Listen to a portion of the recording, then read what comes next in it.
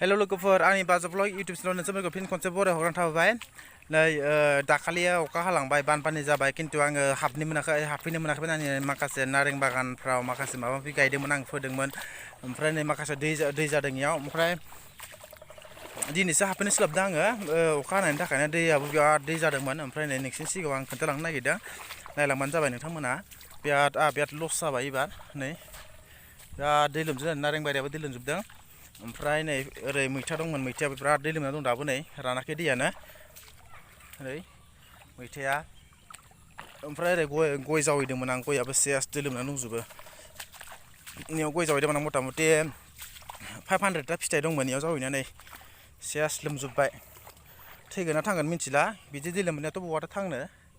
सेस नै नोंथांमोना नायलांबानो जाबाय नै सेस एकदमबारे दैयानो दै ओरैबो नाय सेस इयाव बेफोराव गय जावैदोंमोन आङो सेस थैजोब्बाय नै लोगोफोर बेयावबो दंमोन गया बेसेबा बुरजा सेस बेखिनिया माबानायमोन एबार बोस्लायनायमोन नै इयाव सब ओरैनो ओइनिफ्रायनिसिम गय जावैदोंमोन आं मथा मथि 500टा फिथाइमोन सेस ओमफ्राय लोगोफोर बिथिं जिंखाबो गायदोंमोन आङो जिंखा ओमफ्राय खांखिलर सेस इयावबो दै लोमजोबनाय सेस ओरै हाइजेंबो गायदोंमोन सेस जाजोब्बाय नायलांबानो जाबाय नोंथांमोना ओरै बे मैथामोन सेस दै लोमना दं थैगोन ना थांगोन मिथिला आरो ओरै नोंसोरनि आलिया गासिबो हाइजें दंमोन सेस नै अबावबा खिलिनानै हाइजें दंमोन इयाव नै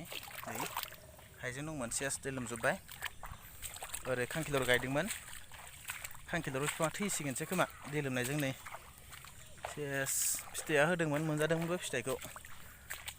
मोनजादोंमोनबो नै सेस थैगोन ना थांगोन मिथिला ओरै खांखिलर गोजामोन गासिबो